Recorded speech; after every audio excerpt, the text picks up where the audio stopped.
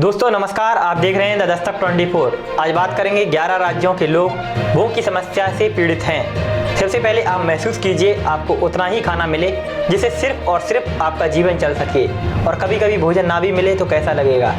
यहाँ आपको बता दें कि विटामिन, पोषक तत्वों और ऊर्जा अंतर्ग्रहण की गंभीर समस्या को भुखमरी कहते हैं।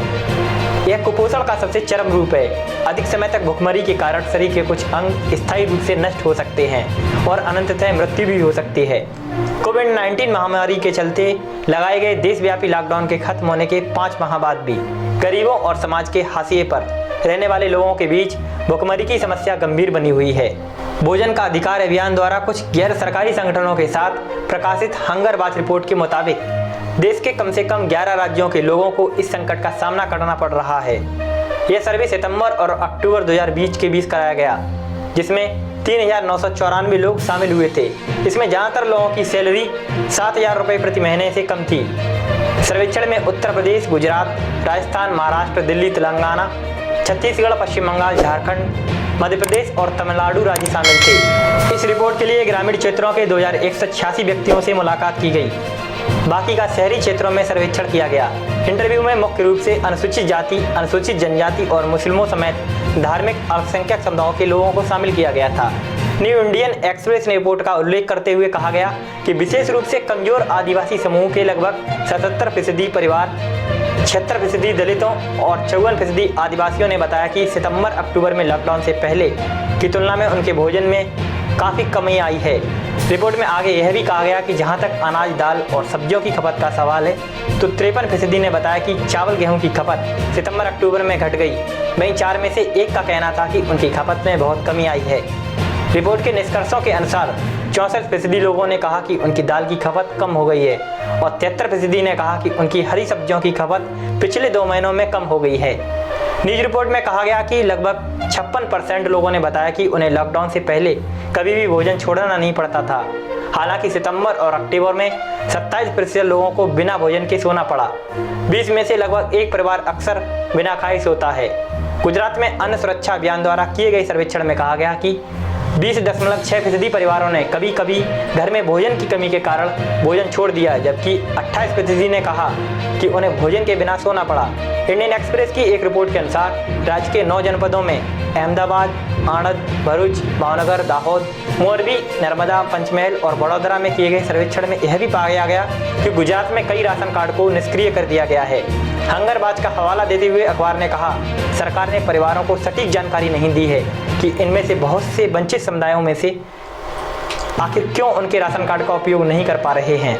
राशन कार्ड को निष्क्रिय करने की यह प्रक्रिया स्थानीय, तालुका और जिला स्तर पर हुई है। इसके अतिरिक्त कई क्षेत्रों में कोविड-19 के कारण तालुका स्तर की समिति की बैठकें प्रभावी ढंग से नहीं हो पाई हैं। नतीजा यह निकला कि वंचित परिवारों को खाद्य सुरक्षा से वंचित होना पड़ रहा है। इन निष्कर्षों के आधार पर द हिंदू की एक रिपोर्ट में यह भी कहा गया कि लगभग 71% जो मांसाहारी थे वे अंडे या मांस नहीं खरीद पाए। कोविड-19 के प्रभावों के बारे में पूछे जाने पर लगभग 66% या 2/3 लोगों ने कहा कि वे पहले जितना नहीं खा पाते हैं। इस सर्वे के आधार पर भोजन का अधिकार अभियान ने मांग की है कि सभी परिवारों को जून 2021 तक कम से कम 10 किलो अनाज, 1.5 किलो दाल और 800 ग्राम तेल मुहैया कराया जाए। विश्व स्वास्थ्य संगठन के अनुसार विश्व के संपूर्ण स्वास्थ्य के लिए भूख स्वयं में एक गंभीर समस्या है। मामले सामने आते रहते हैं और सरकारें इन मामलों को गंभीरता से लेने की बजाय खुद को बचाने के लिए लीपापोती में लग जाती हैं, जो बेहद शर्मनाक है। दरअसल भूख से मौत की समस्या सिर्फ हमारे देश में ही नहीं है, बल्कि समस्या वैश्विक हो चुकी है। भोजन मनुष्य का जन्मसिद्ध अधिकार होता है। इस मुद्दे को सबसे पहले अमेरिका के पूर्व राष्ट्रपति फ्रैंकलिन रूजवेल्ट ने अपने एक व्याख्यान में उठाया था।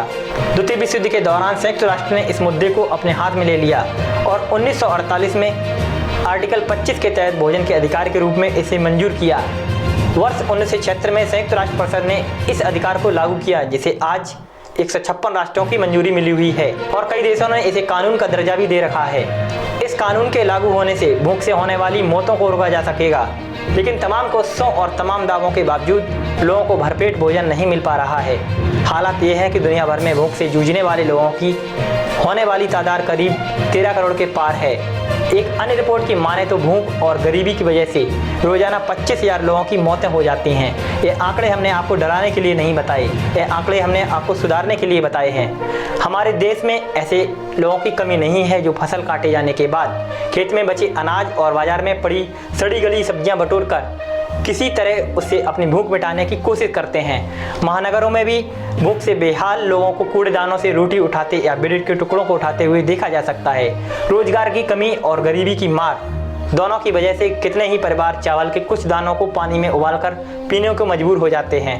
यह एक कड़वी सच्चाई है कि हमारे देश में आज़ादी के बाद से अब तक गरीबों की भलाई के लिए योजनाएं तो कई बनी, लेकिन लाल फीताशाही भ्रष्टाचार की वजह से वे महज कागजों तक ही समेट कर रह गईं। तो दोस्तों, भोजन बर्बाद करने से पहले इन आंकड़ों पर एक बार नज़र जरूर डालें। तनिक सोचें कि आपका बचाया हुआ भोजन किसी के चेहरे पर मुस्कान ला सकता है। उम्मीद करते हैं आपको यह रिपोर्ट पसंद आई होगी। आप देख रहे थे द दस्तक 24। नमस्कार।